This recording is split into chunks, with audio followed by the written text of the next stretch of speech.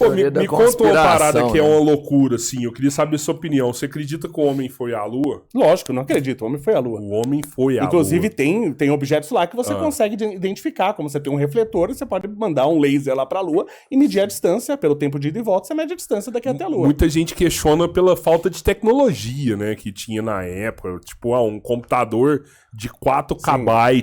Como que um computador de 4 KB chega na Lua? Agora, a quantidade de cálculos que tinha por trás de mandar o homem pra Lua, ninguém viu, né? Porque a gente fez tantas coisas antes, né, gigantescas, absurdas, sem existir calculadora. Teve um químico, eu não lembro se foi o Proust, não é o Alan Proust, tá? O químico Proust lá dos números pequenos e inteiros.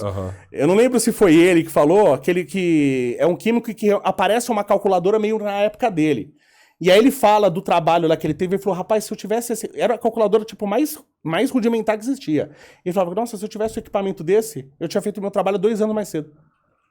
Não tinha levado. Entendeu? Então você faz sem os equipamentos. Só que vai demorar mais, obviamente. Verdade. A parte dos materiais você acha que já tinha tolerância para fazer isso? Como Aí assim, falando dos tolerância? materiais, Estrutura metálica, metal, de- por exemplo, tinha um metal que ia suportar a explosão ali dos motores, a hora que sai, Os metais que você tem aqui- para entrar hoje na atmosfera de novo. Os metais que você tem aqui são os que sempre tiveram e os que tem no universo todo, né? Lógico que a gente cria novas ligas e tal, isso é normal.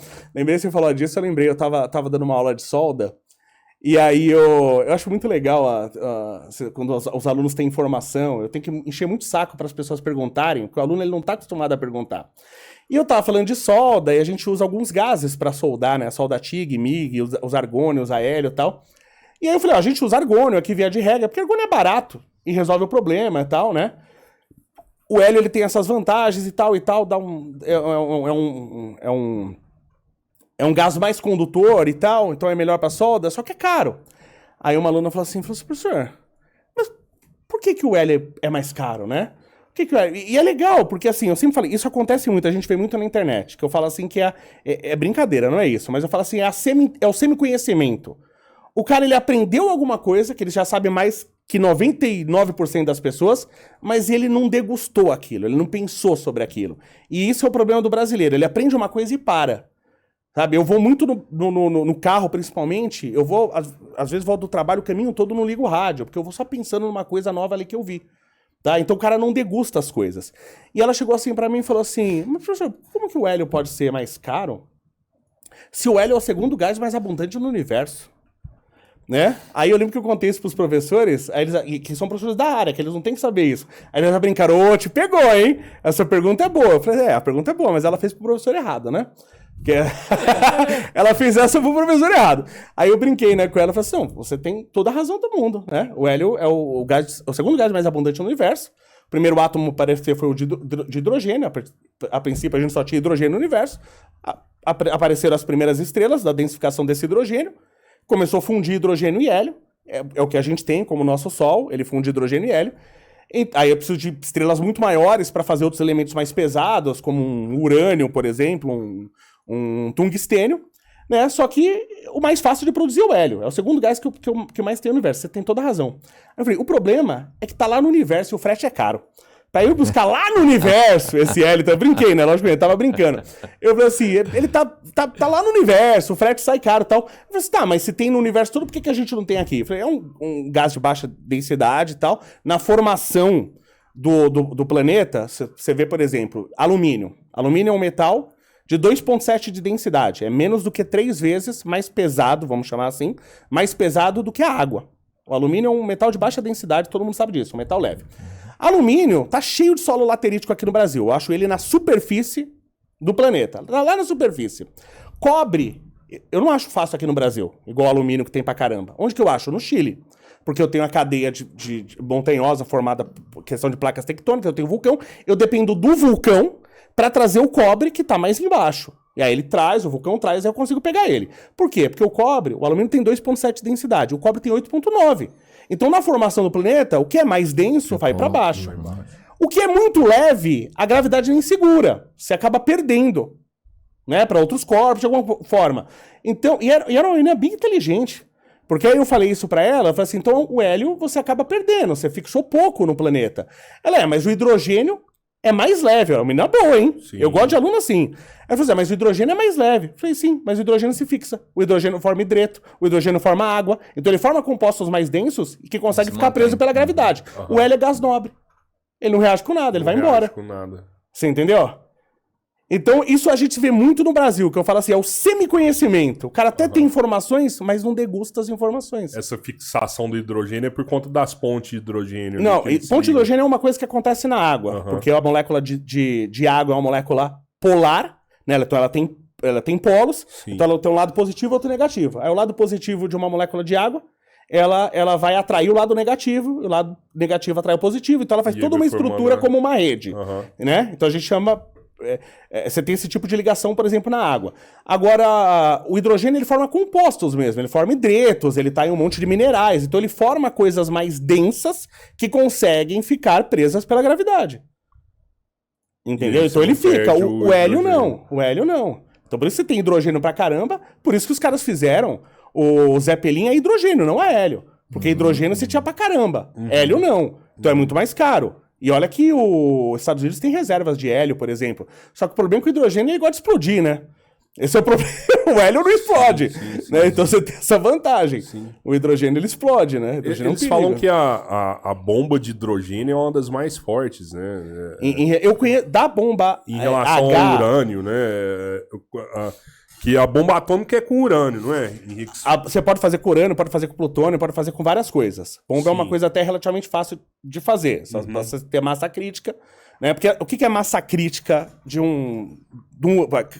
Cada elemento radioativo tem o que a gente chama de massa crítica, desde que ele esteja ali puro, entre aspas puro. O que isso quer dizer? Então é só pegar urânio puro? Não. Porque no urânio você tem vários isótopos de urânio. Né? Então você tem o urânio 235, o urânio 238, qual que é a diferença? Um tem mais nêutrons, outro tem menos nêutrons. É o mesmo elemento químico, quimicamente ele reage do mesmo jeito com qualquer coisa, ele tem o mesmo número de prótons, que é o que define um elemento químico, é o número de prótons, o hidrogênio tem um próton, o hélio tem dois e tal. Aliás, o hidrogênio mal é um átomo, só tem a droga do próton lá e um elétron, né? E no caso do urânio, esses átomos maiores, mais complexos, é normal você ter vários isótopos. Então o urânio, você tem, por exemplo, o 238, que é o mais abundante, e o 235. O 238 não é radioativo, porque ele tem uma quantidade de prótons, nêutrons e elétrons que estabiliza ele. Então ele não é radioativo. O 235, ele tem menos nêutrons, ele tem uma estrutura instável, então ele vai perdendo energia, vai perdendo massa, consequentemente, então ele é radioativo, porque ele está emitindo uma radiação. Ele é radioativo. O problema é que o 235, ele é menos do que 1%, ele acho que é 0,70 alguma coisa, perto de 0,8% do urânio, quando você acha in natura, quando você acha na natureza, menos de 1% é o radioativo. Por isso que se fala tanto do processo de enriquecimento.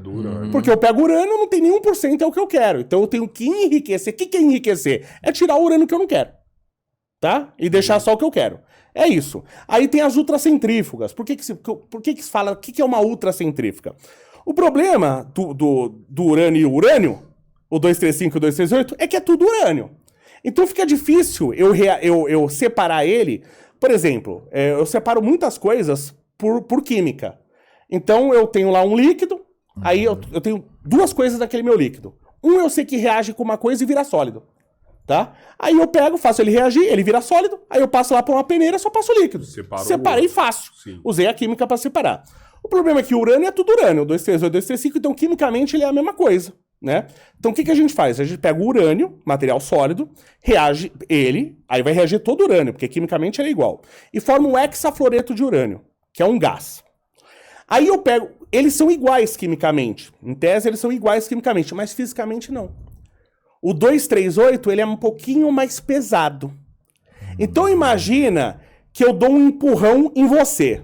Tá, Robertinho? Eu dou um empurrão em você. Se eu dou um empurrão em você, talvez você chegue lá do sofá. Sim. Se eu der um empurrão em você, se eu der um empurrão no Rodrigão, ele anda 2 metros.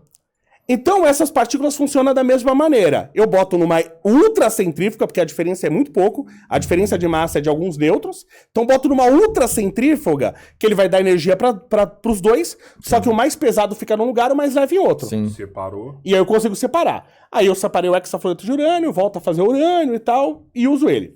Mas vamos lá. É igual separar o ouro na peneirinha ali, só que num processo muito mais foda. Isso. Né? Exatamente, é isso aí. Exatamente isso aí. O ouro tem 20 de densidade, você separa do resto facilmente, tá?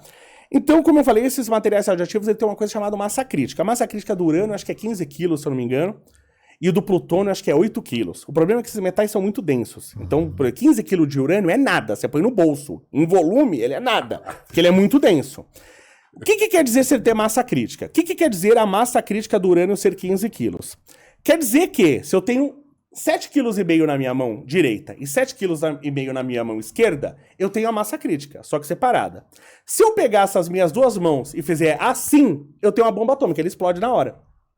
Então, se eu tiver no mesmo lugar 15 quilos de urânio, ele naturalmente explode, ele é uma bomba atômica. Isso é a massa crítica. Então, fazer uma bomba é uma coisa relativamente fácil. Fazer um reator nuclear, aí é difícil. Entendo. Né? Tanto que os caras se esforçaram pra explodir lá o Chernobyl. Que ninguém sabe direito o que explodiu. Ou seja, dá pra você fazer bomba com tudo. Basta você ter a massa crítica daquele elemento. Seja radioativo, não é tudo. Que seja radioativo. Materiais radioativos e tal. Você precisa juntar a massa crítica. A massa tem que estar ele 100%, que depende do elemento, é mais fácil. É uma mas massa crítica, do urânio é outro. outra, tudo. Isso, aí você consegue fazer.